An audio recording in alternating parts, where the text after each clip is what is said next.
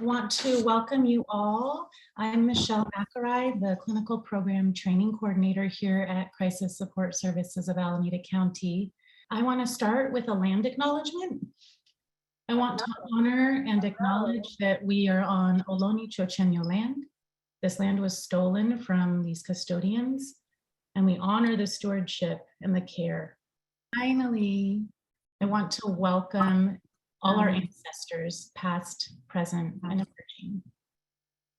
I'm so happy to see you all. I am thrilled to facilitate today's Lunch and Learn, which is a series of events created to broaden the conversation about suicide prevention.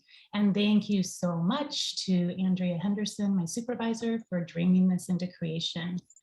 Our mission is to provide a warm and welcoming, safe environment rooted in the belief that through collaboration with clients at every stage of service, healing is possible.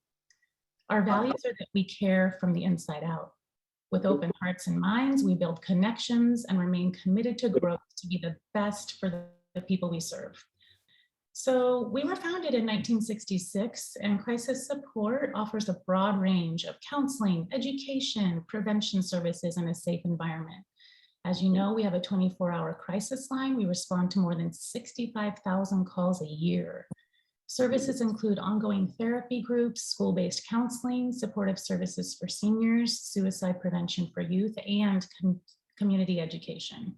So we want to talk about the socio-ecological model of suicide prevention, especially in these conversations, that it's not really the work of the individual. Suicide prevention must happen on the societal and community level. So we are talking about relationships, we're talking about our larger community and society as a whole. And that's the kind of broad range we want to focus about.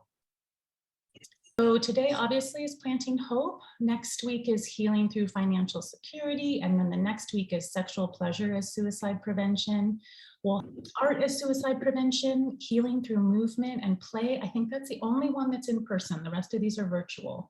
And then Connecting to Hope Through History. And we'll have Beats, Rhymes, and Life as well. And more is in development. So your spring Friday lunch hour is going to be booked, I'm sure.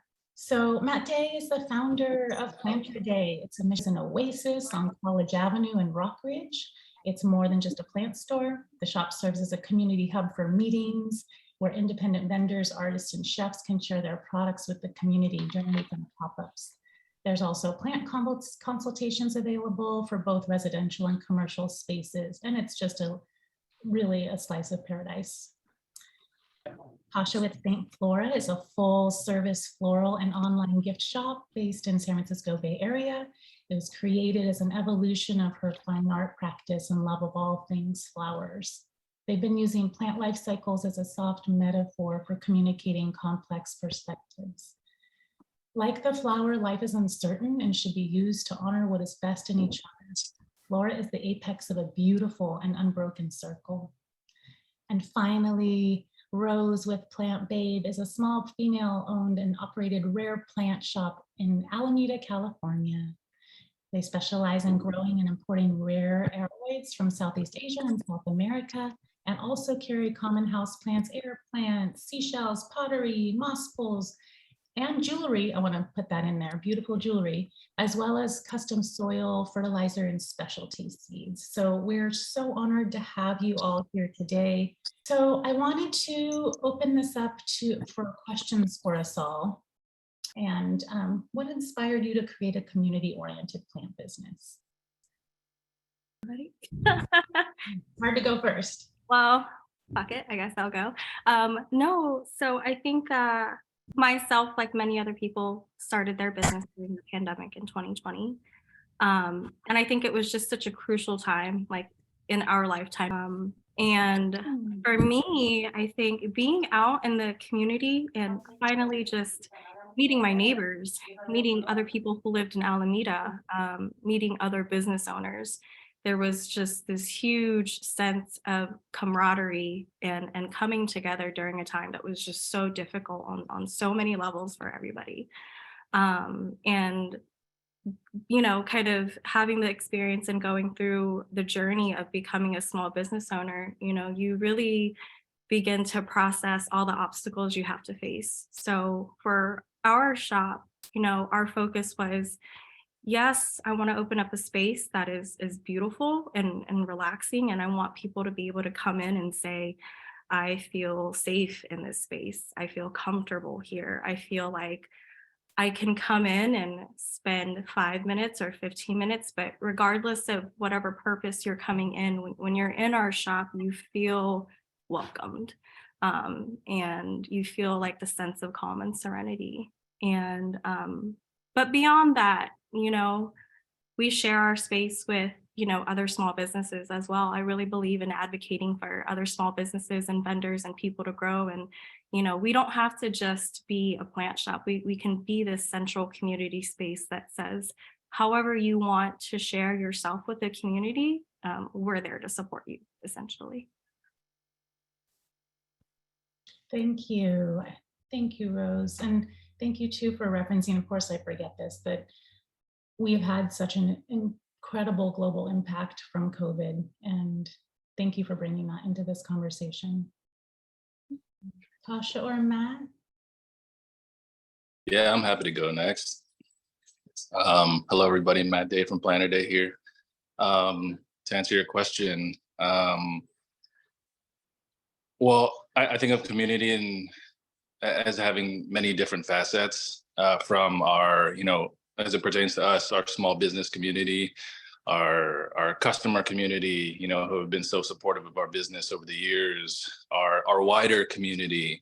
And, I can talk a little bit about each one, but most importantly, to answer your question, one important lesson my mom taught me is that help starts at home, our home community. The message behind it is that if you take care of yourself, you take care of your family, you take care of your community, then everybody can thrive. Yumi and I were both born right here in the 510, Alameda County. Yumi is my partner, my business partner, my fiance, and my everything. And in the spirit of help starts at home, something that's always been important to us is giving back to our community in very, very tangible ways. One is that we would be nothing without the support of small business owners who have hosted our pop-ups when we were starting out. They hosted us at their bars, restaurants, shops, things like that. It's an honor to pay it forward by doing the same for up and coming entrepreneurs by hosting them now at our store. Another is by directly supporting an organization like CSS through monthly donations. And again, in the spirit of help starts at home, you, CSS, provide an invaluable service to the communities that Yumi and I were both raised in, which is because it's close to our hearts because of personal experiences. So all in all, I guess our inspiration is very much drawn from personal experience, from the people who have helped us get to where we're at. And because of the people we've lost in our lives due to suicide, we don't really consider what we do a job or just a business. But, if you want to call it a calling, it's how I like to think of it, where success isn't measured by revenue, but in the lives that we impact. St. Flora started just as something for myself, to be honest. I had just finished teaching at an art college out east, and I moved back to California, and I couldn't find work. And I was living in LA with my partner, and I was like really depressed. And there was just a lot of different things happening all at one time that I just made a decision that I need to take care of myself. Like I need to figure out like how to really start here. And I moved back up to the Bay, and I found a place like shortly after I moved back because I couldn't afford my old place. And then as soon as I signed the lease, shelter in place happened. And so I was just like, oh, I don't have any money and I need a job and no one's hiring. And I was living really close to UC Berkeley campus, and I just started foraging plants. Like in my fine art practice, I'd always like depicted them, like, and it just and I've always been like really passionate about plants. And so I would just go forage and bring those things back to my little apartment that was empty.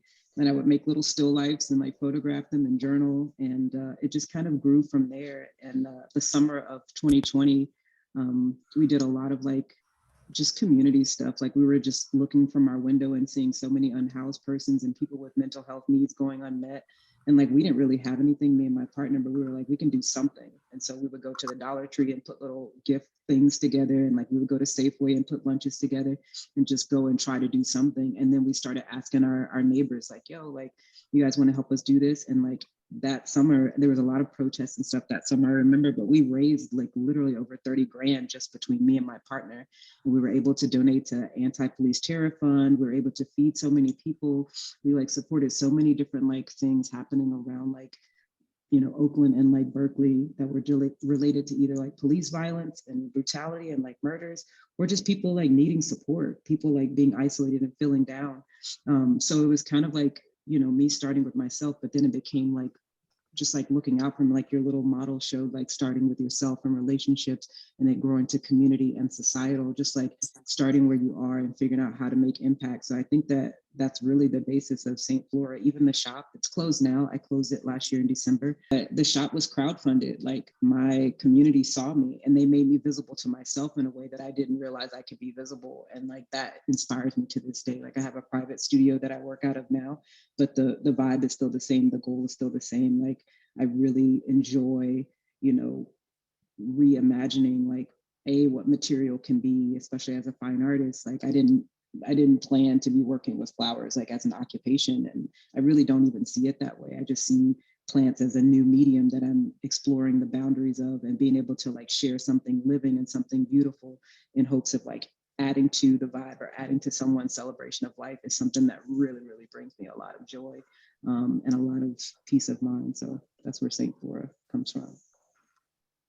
Thank you, Tasha. And yeah, those boundaries in the socio-ecological model are not, they're not discrete. They're not these like formal, you know, separations. Like ourselves are so deeply connected to each of those spheres. So yeah, thank you. And being seen. I can see where all these questions are going to lead into the next ones. So forgive me if it seems like it's separate and they're really not. The next question is, what is your philosophy around healing and how does it connect to your work? And I think you may have all sort of started touching upon that, but I would love to hear your perspective, whether it's personal or community, about healing, given that we had so much sadness and worry with shelter in place. We've all been witnessing continued racial violence and institutional racism. Like how is healing present for you, connected to your work?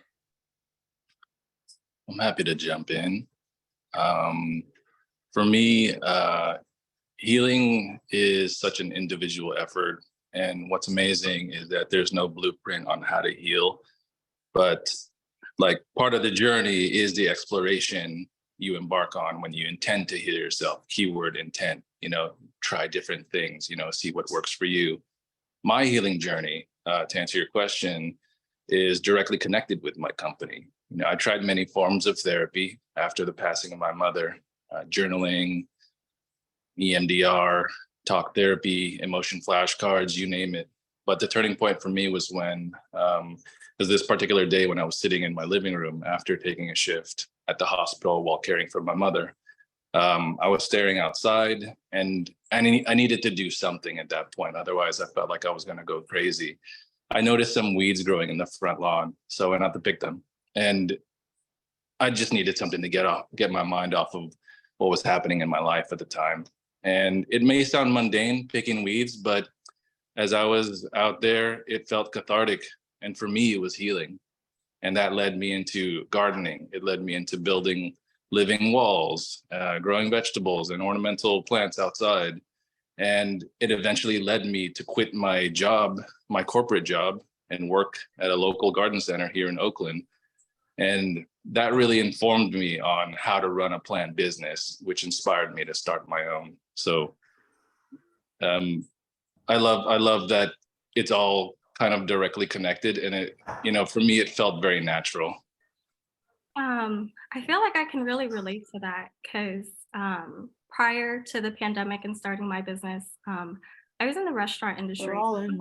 Being in that industry for a while, I mean, it is like 50, 60, 70-hour work weeks. It is like you are working when everybody else is having fun and having, a normal life. And I think uh kind of leaving that industry and moving on, I was like really burnt out and feeling really discouraged. Like, why did I just spend an entire decade dedicating my entire life to something that is bringing me such anxiety and depression and just all these feelings of just feeling like, what do I do now? So I think that plays like going through that experience plays into so much why I advocate for mental health in what we do in our business, because it seems like for everybody, there's always some kind of turning point where you just feel like enough is enough, of whatever it is that you're going through. And again, having like our community to just back you up along the way and to encourage you to say that, like, yes, you can absolutely do this, if that's where your heart is.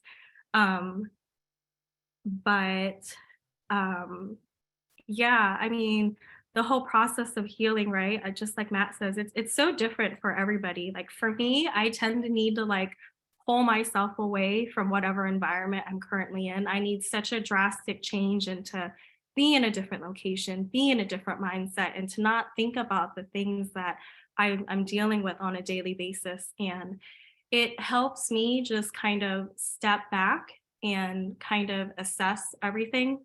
And it's a way to ground myself, to just be like, there's all this stuff going on, but what is it that's really important to me? Like at the end of the day, um, being healthy is one thing, having quality of life, having the mental capacity to do the things that bring me joy. Um, that is, I think, part of my healing process. I always kind of look or try to fast forward into the future and to kind of imagine, like, where do I want to see myself in the next few years? How do I see my life? And for me, those values have just always been, I just want something simple. It's really easy, I think, nowadays to feel bombarded with technology and social media and all these things. We're just every day it's a bombardment of information and it can feel really overwhelming. So, yeah, I think just finding ways to ground yourself. And for me, just kind of stepping away from everything to just reassess and to be like, okay, now that I've had my opportunity to kind of reground and focus on what it is, now I can go back to handling like the day to day.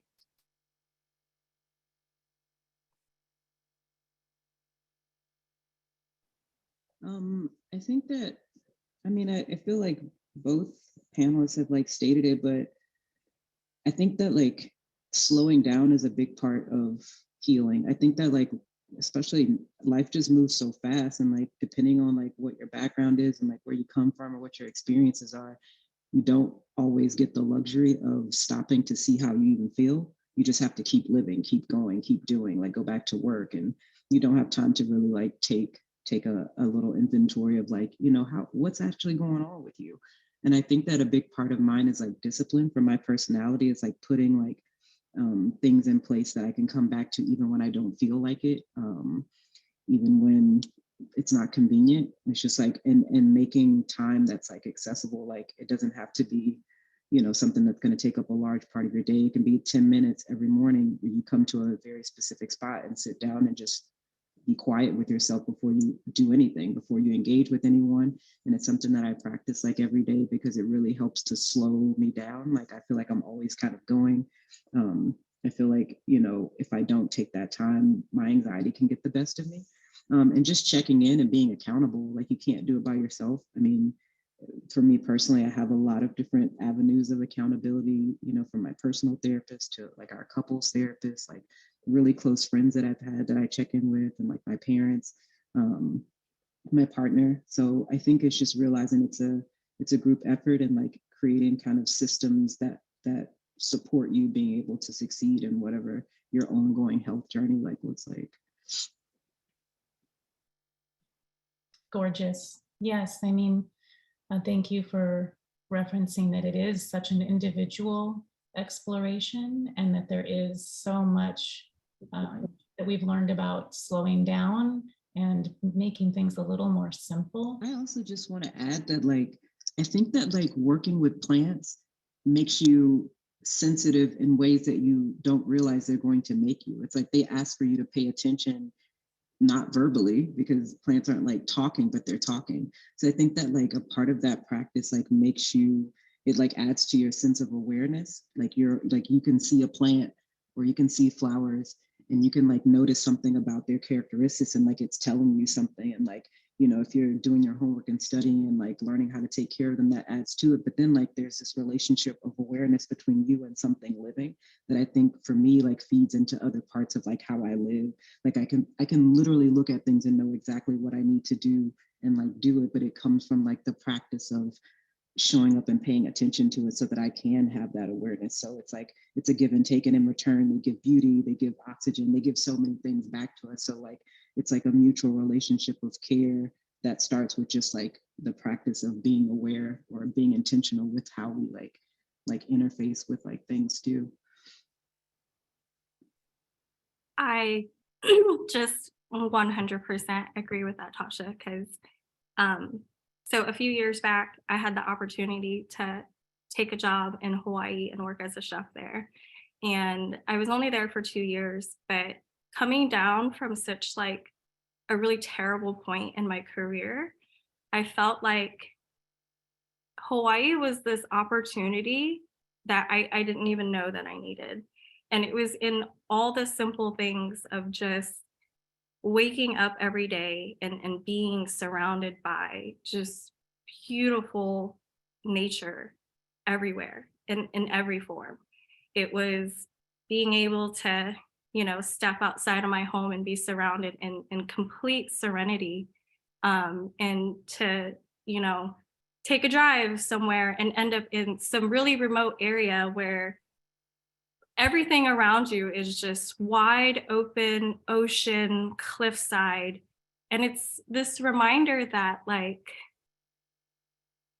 the world is huge, you know, and here I am, just this small being in this vast open landscape. But I think it really helps you realize, and I don't know, like I feel like it was just an opportunity to the whole Hawaii experience to just really connect with the land, to really, you know, dive in the ocean and the water is clean, or to see how the community cares for their soil and reinvest in their land. And that's part of the culture, right? Is that this land is sacred and it is something that we choose to take care of for like our future generations. But having that connection, I think, to something so simple like our earth is extremely grounding. And maybe for some might think it's kind of like a monotonous task, but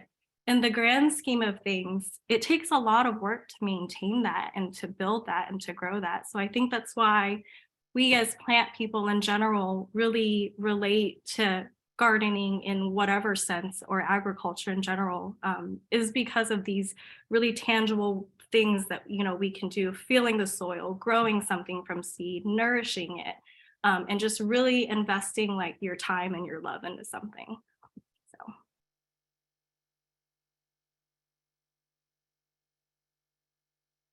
So Just like struck, and I'm like furiously scribbling notes to myself, and nothing is going to make sense, I think, after this, but I have these like scribbles of grounding and nurturing connection, and how having the perspective of expansiveness and what really is meaningful, and that you'd kind of take that leap back into connection. So Matt, I don't know if you had more thoughts. I just like wanted to reference that I'm hearing all this so deeply and it's like piercing my heart.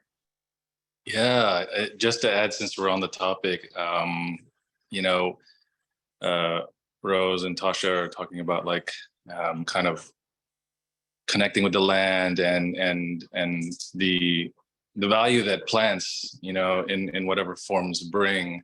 that there's a University of Melbourne study that proved that staring at greenery, whether it be a fake plant or a lush garden, staring at greenery for 40 seconds can help you concentrate better and reduce stress. Again, further connecting with the land and the surroundings, or your surroundings. And also, there's this book by Sue Stuart Smith called The Well Gardened Mind, which I've been reading. And she is a psychiatrist or a psychologist, and her husband is like a gardener or landscape designer, something in that kind of field. And in her book, she writes, plants promote rituals that help alleviate stress and bring a sense of order to the world. She goes on to say that renewal and regeneration occur naturally in the plant world, but psychologically, repair doesn't come so easy or naturally for human beings. And furthermore, just nurturing plants in general cultivates an attitude of care and healing towards the world. And, for all of these reasons that Rose and Tasha shared and more, I think we could all agree, since we kind of got into this plant industry and use it for healing in one form or another. I'm skipping on to the next question, Matt, because I feel like you just plugged us right in, but I want to acknowledge that one of the questions was about our personal informing our professional and our purpose, which I think is kind of already embedded in this conversation. So I'm kind of passing over it, but because it's so welcome and it's so intrinsic to what you are all doing. But yeah, thank you for referencing that book and the study. And I just wanted to ask about ecotherapy. It's based on the idea that people are connected to and impacted by the natural environment. You've already started this path, but how does your work nurturing plants and flowers connect to suicide prevention? I know, Matt, you referenced earlier ritual and repair, and I'd love to hear more from what you all think. Yeah, I guess in another sense, aside from physically working with plants, our work is about spreading a mission and resources. Our work not only connects to suicide prevention, but it's the sole intent of the beginning, of the business from the beginning. We wanted to sell plants to help prevent suicide. Before we even had our first in-person pop-up, I got in touch with Narjez and Kim over at CSS to establish a community partnership. And during that first pop-up, that happened to be a fundraiser for CSS, where we raised over $2,200 in about 4 hours. And look, organizations in businesses, we need to keep the lights on to be able to provide a service or a product to the community, so that we can, kind of continue helping others. Right. That day we sold every single plant, and the sheer support from the community for this specific cause, suicide prevention, really opened up my eyes to the impact that we could have in our wider community, in Alameda County, in the entirety of the Bay Area, and hopefully beyond. But really opened my eyes as to how many people want to jump on board to support this mission and support what CSS does, and we need more of that. For me personally, my grief, anxiety, and stress from both of my parents passing away, at a young age, in terms of myself, I'm 35 now. That all melts away when I'm tending to my garden, right? My succulent garden here at the house, my indoor plant collection, the plants at the store. I love repotting plants, trimming old dead leaves, you name it. I'll do all of that work. But more importantly, I want to spread that type of healing to as many people as possible. So I think this is where it feels like the sense of community is so important on such a broad scale. every business, Tasha, Matt and Yumi, ours as well, I think that our missions are similar. But Matt and Yumi, what you guys have done and what you've created, it's such a personal experience and thing that you guys are creating and sharing with your community. And I think that that's where it feels like all of us as business owners have really used like our personal experiences and to really build our businesses and connect with like our own individual communities. So for me at the shop, as far as like how our business relates to suicide prevention, I think that we are always extremely vocal about mental health. And I think being able to relate to your community and to be a voice in your community, period, no matter what scale, small or large that is, just makes such a huge difference. I think that for us, though we may not share the same very personal experiences, I think that mental health is still just something that we advocate for so much. And if that means using our platform to mention anything that somebody can relate to that day, that may give them some sense of relief, I think that that is a mission accomplished on its own, because for us, it's like, the description of our shop is, you can romanticize it so much. I import and sell plants from these exotic countries and et cetera, but like, that's just almost like a facade of what we really, really do. And I think that if our space provides any type of relief for somebody coming in, I mean, we've had customers who have come in and who were just like, I have had the worst day and I just need 5 minutes. Whether that's like just somebody going through something at work or a new mother who needs her own space, like that is what we do. And I think that people don't realize sometimes that those small little things that you can provide for your community and the people around you, honestly, just make all the difference. So for us, I just hope that, if it even like, there's been times where I wake up and I'm like, I can't go to the store today. Like, I'm just not feeling it. Like, I don't know that I can talk to people right now. Like, there's all this stuff going in my head and I don't hide it. I make a post and I say, we're taking a mental health day, as anybody should, if you don't feel like you can't go out there today. And I think that's the most honest way that we can try to help our community, is just by being real in ourselves and not really hiding, what we're going through too. So.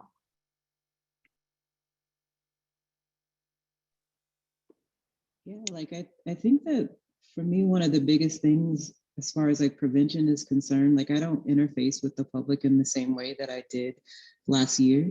Michelle's visited the shop and Andrea, visited the shop, but for me, like it always started here, like curating like a space where like love is the intention and that's what we move towards. So like everybody's welcome until you like fuck up that vibe, it's like, because we're making something together to help, boost the quality of life as opposed to like diminish the quality of life for someone.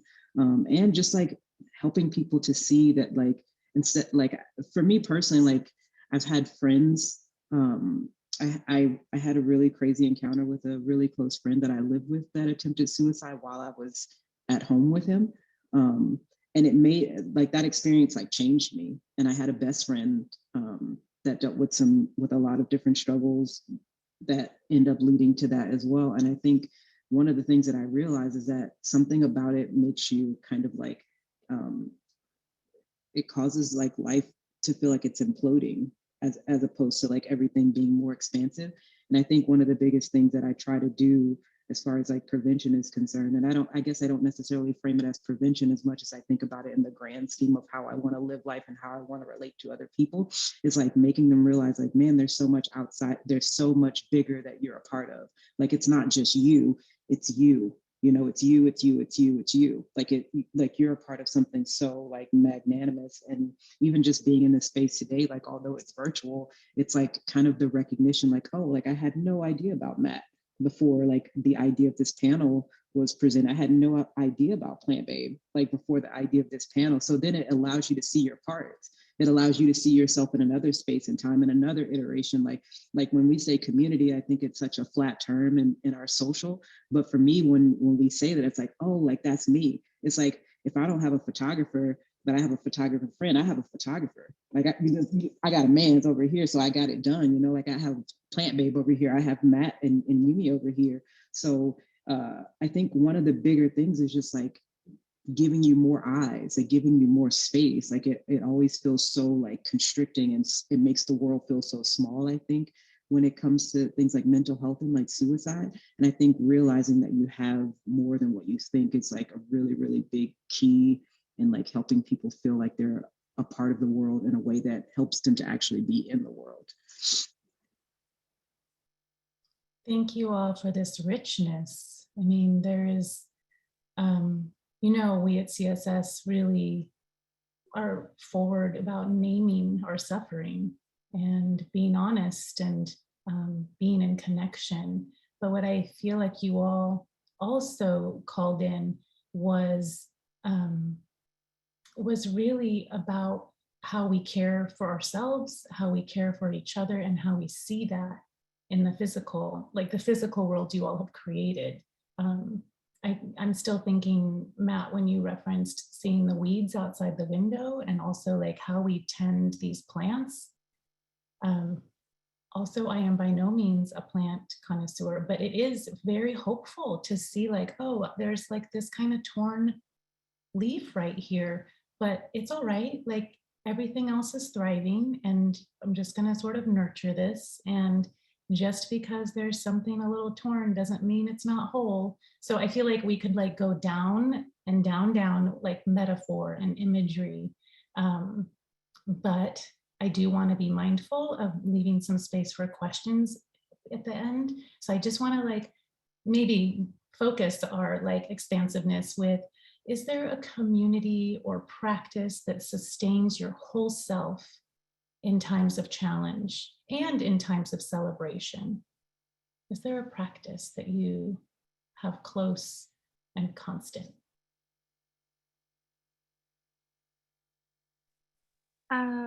So I think for me, my practice is just super, super simple. Throughout my life, when I found myself in really stressful situations, I think for me and my upbringing and just the industry that I was in, I think perfection was something that was always kind of like demanded from me. And so for me, for a long time, it was really hard to acknowledge all the things that I felt good about. So at times where I feel really overwhelmed and I'm like, am I pushing the business enough? Am I spending enough time with my partner? Am I seeing my family enough? Am I doing all the things I need to do to overall be a better person? Again, I think I have to pull myself away, and I will literally like write a list and I'll say, Rose, remember the time in like 2018, like these are all the goals that you accomplished. I'm a very like, I need everything written out so I can look back and be like, okay, there's no reason to feel like a failure today because these are all the things that I have done. And yeah, it seems like, you know, there are people who confide in their communities and their friends and et cetera, but I tend to be a person that needs to pull away from everything and like sit in a box of silence, if you will, to just drown everything out and to only hear like my own voice and to be like, it's okay and it's gonna be okay because look at all the hard work that you've put in. And yeah, so. Thanks for sharing that, Rose. For me, it's like a practice is, I mean, I cycle through a few things. You know, there have been times where I've held, attended and thrown grief group dinner parties through an organization called thedinnerparty.org, which is for 20 and 30 somethings who have lost someone. They have them all over the United States. I garden when I need to disconnect from the world. I have a succulent garden outside in my house here. But one of the things that really is a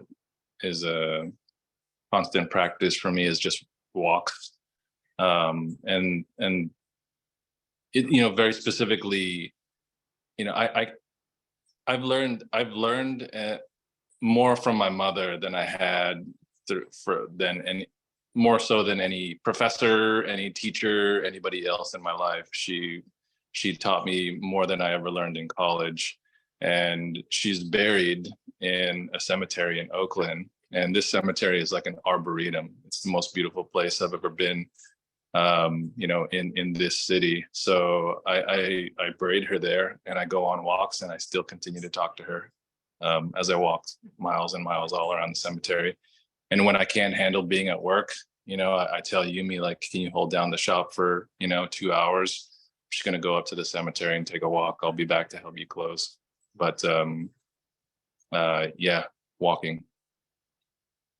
So love walking so much. I love going to Joaquin Miller.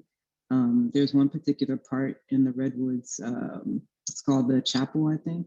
And it's just like really grounding, like to think that like these trees have held so much, every like year there's like information kind of stored in their rings. Like they've seen so much of the world and so much of humanity, and it just keeps getting encased and getting larger.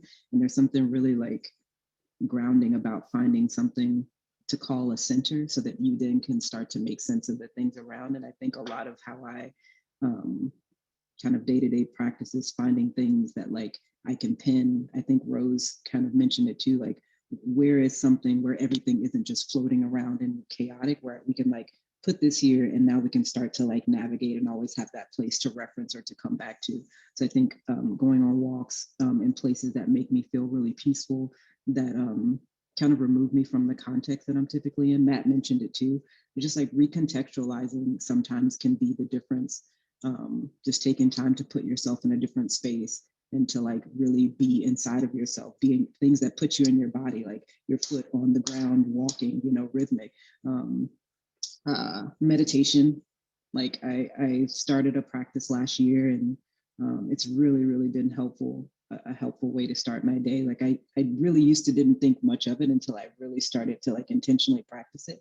I'm like, man, like I feel ready for today, or if there's moments in the middle of the day where like stuff's going kind of nutty, it's like and now I have the pleasure of working from where I live, so I can just stop what I'm doing and take that time.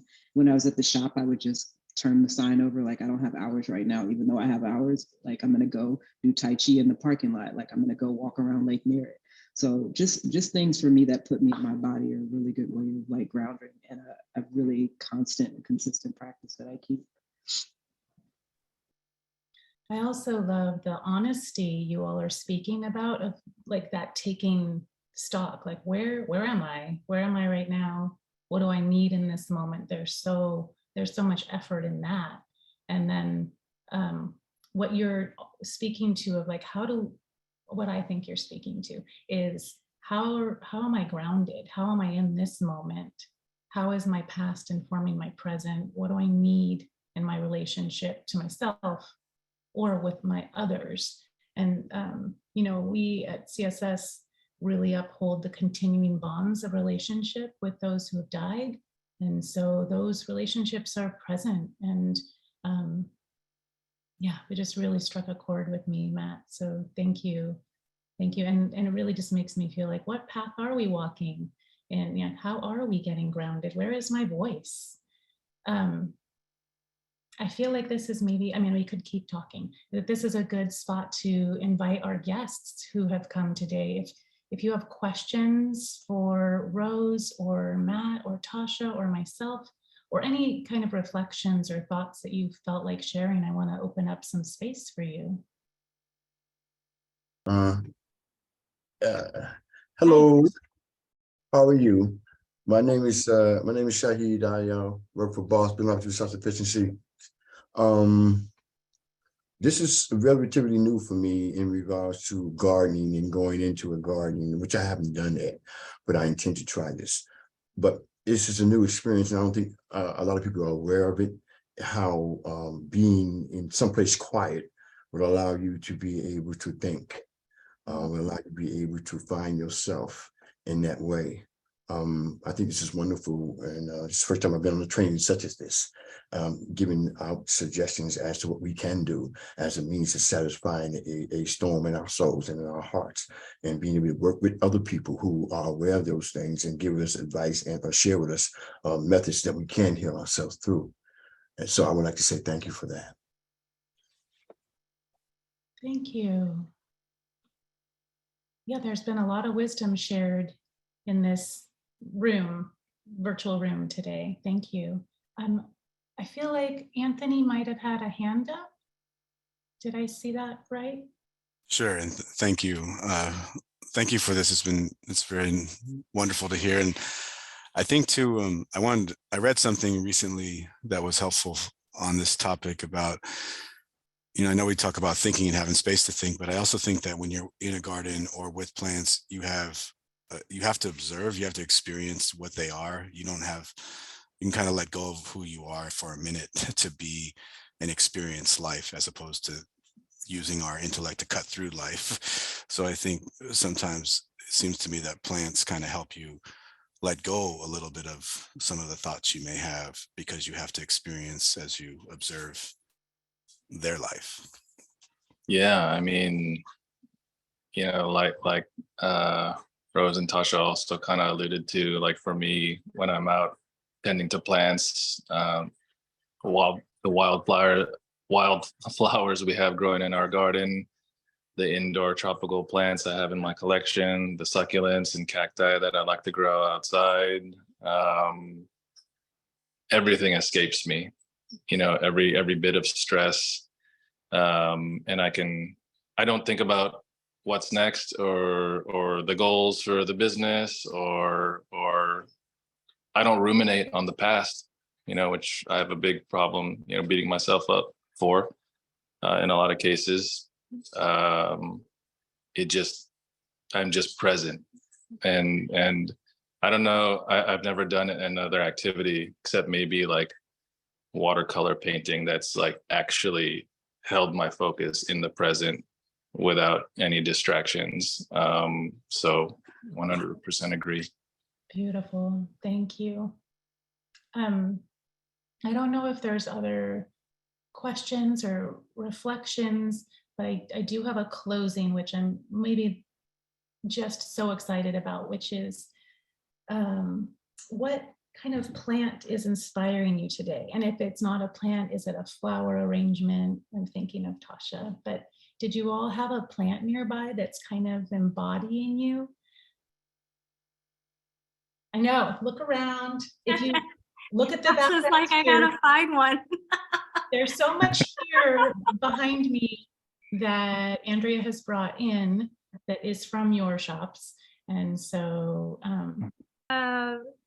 so within like the past year or so, we started importing plants that were created via tissue culture. So those of you who are not familiar with that process, it's basically like plants that are produced on a very massive scale, but in a laboratory. So when you do that, you can select the best genetics, eliminate viruses, things like that. But we got in a couple hundred of these. They're called Anthurium doriakis, and they're just so tiny, and they're just so damn cute. And I mean, like, tiny things just make people happy, I feel like. So this is kind of the epitome of where I'm at. Like, life is hard, like shit gets hard, but nurturing something like this, seeing the growth, putting the time and patience into something, and then really reaping the benefits of watching it grow, I think that is exactly why we all do what we do. And apparently I'm this tiny little plant today, so. Do you mind sharing the name of that in the chat, Rose? That little one? I have never heard of tissue culture, reading tissue culture, so I'm learning so much. Tasha or Matt, did you have anything close by? Yeah, I'll show you a plant similar to one of my favorite plants and why I connect to it. And I'll put it in the chat, but it's called a welwitschia. And if you can think of like ram's horns, this is a type of plant that only grows 2 leaves during its entire life cycle. And the 2 leaves get longer and longer and longer and longer till they reach many, many feet. And they can grow, I mean, indefinitely for decades. This is a Heymanthus, which looks like that plant, just 2 leaves, except this one dies back every summer and it grows new ones. But a Welwitschia grows very similar to this. And what I love about it is that it's very simple, 2 leaves, not exactly like the prettiest thing in the world, but it's very, very, it can survive in a lot of different kind of climates and just general areas because its roots can reach up to 100 feet deep in the soil. So I like to think of myself as being like very simple. I'm like a 2-leaf kind of guy, but my roots run deep, and I'm a survivor, and can survive in different types of conditions. Not always great, but I'll put it in the chat. Stunning. Thank you, Matt. Tasha, I feel like you went back and forth, and maybe did you change your mind? It's too hard because, I mean, I'm sure Matt and Rose both agree, it's too hard. I mean, all plants are so phenomenal. Like I have dried ones, like I'm sitting at my dining table and there's like a whole array of dried things. So I really didn't know what to choose. So I just picked some stuff that came to mind. But one of them, I saw someone put in the chat a Phalaenopsis orchid, but this is actually a Cymbidium, which is also a type of orchid. And I think that orchids are alien. Look at that thing. Are you kidding me? And then the other, one more time, there you go. And then the other, which I frequently go to Berkeley Bowl to find produce and things that I could put in my flower arrangements. And this is a Citron Buddha hand, which I also think is a really rad fruiting part of that plant. And those are my two living things to share. Thank you for bringing those forward. I'm not a plant, I love plants, but I am not an expert, but I showed this to Rose earlier. I actually got this from you, the Stromantha Triostar. Am I saying that right? I think so. Half the time I don't know how to pronounce these things. I just like Google. Yeah. And it's just Okay. not what that. My guess is yes. That's I renamed it a hot pink party. Oh, It's a hot pink party. Not that I'm a hot pink party, but I love the color. I did see something in the chat that from Lisa. She was out wanting to ask you all, there's conversations about bringing plants into the office to create an opening environment for staff and families. Maybe just real quickly as we close, what would be your suggestion to make that successful?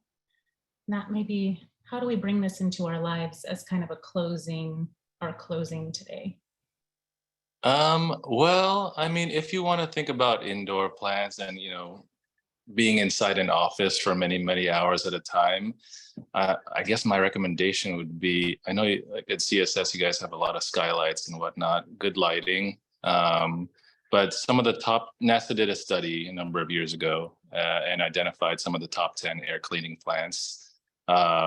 So they would be dracaenas or dragon trees, snake plants, parlor palms, pothos, I believe aglaonemas or Chinese evergreens. And if anybody wants a list of this, I can send it. What do we have? That's like 6. I'll think of the others unless anybody else knows them. And click on the links. Rubber ahead. plant. Oh, rubber plants. Rubber plants are really good for the air too. Yeah. Yep. There you go. Yeah, thank you. This snake is plants. snake. They're indestructible. I have one in my bathroom with like no natural light, and I don't know how, but that thing is still growing. I don't know who waters it. Not me, for sure. Wow. I mean, there's one more, Tasha. Yeah. I just wanted to say, based on that question, I do think it's great to bring them into like spaces where you spend a lot of your time. But I also think, especially when it comes to flower arrangements, that you remember that they are alive. I think that people, they may even tend to forget with houseplants. They buy one and think it's cute, and then like it's dying. They're like, "What's wrong with my plant?" It's like, well, it's a relationship. Like if you're taking it from its natural environment, that means there's an agreement that you're going to give it what you're taking from it, which is like where it came from. Yeah. So I think it's important to remember that they're alive because that's a part of it. But I also think, especially with flower arrangements, like it's alive. Like if it responds to the quality of light, the temperature, having like resources in the water. Just because it's in water doesn't mean it's getting water.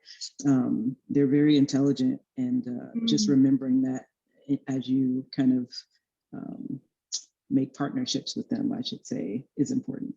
Thank you. And thank you for these last words. I realize we're up on time. I'll try to record the chat.